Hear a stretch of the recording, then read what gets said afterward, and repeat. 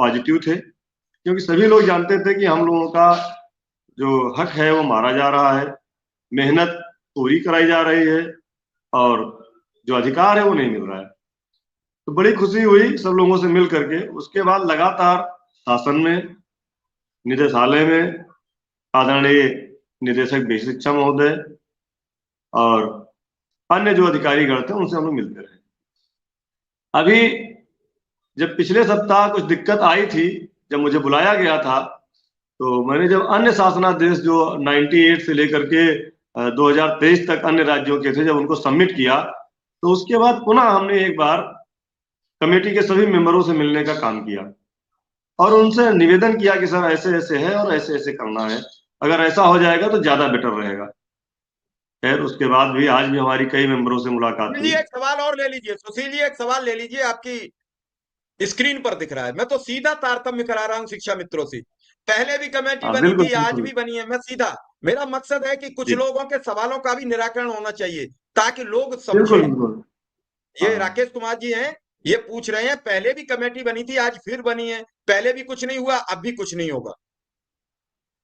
जी जी बिल्कुल। पहले जो कमेटी बनी थी वो उत्तर प्रदेश के उप मुख्यमंत्री आदरणीय श्री दिनेश चंद्र शर्मा जी की अध्यक्षता में बनी थी और उसमें जहां तक मेरी जानकारी है, विभाग के कोई बड़े अधिकारी उसमें नहीं थे और उस तो कमेटी मुझे जहां में तक और इस कमेटी में सुशील जी, बहुत मुझे अंतर है। जहां तक अनुमान है कि उप मुख्यमंत्री के नेतृत्व में बनी थी और उसमें मंत्री परिषद के ही कुछ लोग सम्मिलित किए गए थे और प्रमुख जी जी सचिव स्तर के कुछ अधिकारी सम्मिलित थे जो रिपोर्ट देनी थी। वो कमेटी सेटलमेंट के लिए नहीं बनी थी। ये नमस्कार साथियों, स्वागत है आप सभी का आज की इस नई वीडियो में। ये वीडियो आप सभी शिक्षा मित्र साथियों के लिए काफ़ी ज़्यादा महत्वपूर्ण होने वाली है। दरअसल आपके समायोजन को लेकर के हाल ही के अंदर की एक वीडियो की क्लिप है, जहां पर उस वीडियो की क्लिप में कुछ बयान साझा किए गए हैं। उन बयानों को आपके मध्य में प्रेषित करेंगे। सभी साथियों से एक रिक्वेस्ट है, वीडियो को आप पूरा देखें। चैनल को अभी तक आपने सब्सक्राइब नहीं किया है, सब्सक्राइब भी कर लें। अब चलते हैं अपडेट पर। सेटलमेंट के लिए बनी है, ये अंतर है। जी सुशील जी। जी जी। उस कमेटी में और इस कमेटी में बहुत अंतर है। यह कमेटी जब से बनी तब से लगातार 4 या 5 बैठकें कर चुकी है और उसका निष्कर्ष भी निकल गया है। आज आज निष्कर्ष निकला है, प्रस्ताव तैयार हो गया है। ये प्रस्ताव शासन में जाएगा।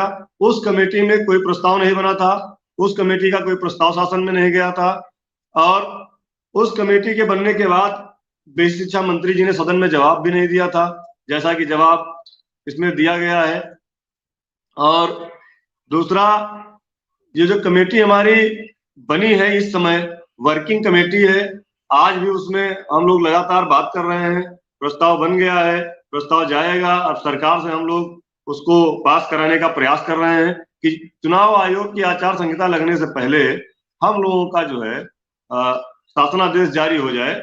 और कमेटी में जो प्रस्ताव बनता है, देखिए विभागीय कमेटी है ये बेसिक शिक्षा परिषद के विभाग की कमेटी है और इसमें जो भी प्रस्ताव जाता है उसके बाद माननीय मंत्री जी और माननीय मुख्यमंत्री जी उसमें स्वतंत्र होते हैं। वह कोई भी हस्तक्षेप उसमें कर सकते हैं, वह उस प्रस्ताव के और अच्छा उसमें से कर सकते हैं यदि उनकी इच्छा हुई।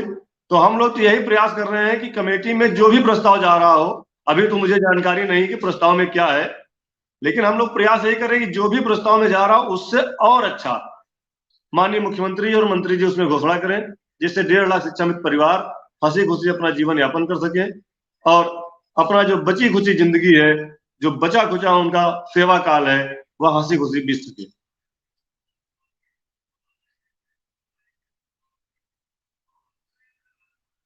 सुशील जी, शिक्षा मित्र परेशान तो है ही, इसमें तो कोई दो राय है नहीं। 9,000 रुपया में जब आप अपना परिवार नहीं चला पाते हैं तो किसी न किसी पर, राजीव शुक्ला जी लिख रहे हैं सुशील जी आप बहुत मेहनत करते हैं। जितेंद्र सिंह लिख रहे हैं कि ईश्वर जरूर अच्छा करें, क्योंकि कमेंट इतने स्पीड में हम पढ़ भी नहीं सकते। बहुत मतलब स्पीड में होते हैं कमेंट।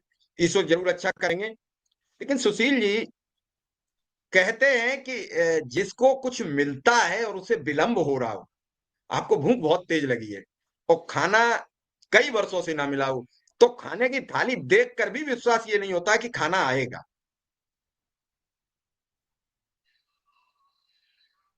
सुशील जी, क्योंकि उसे ये बिलीव है खाना मिलता ही नहीं, जी बिल्कुल सही भटके कह वो यही रहता है।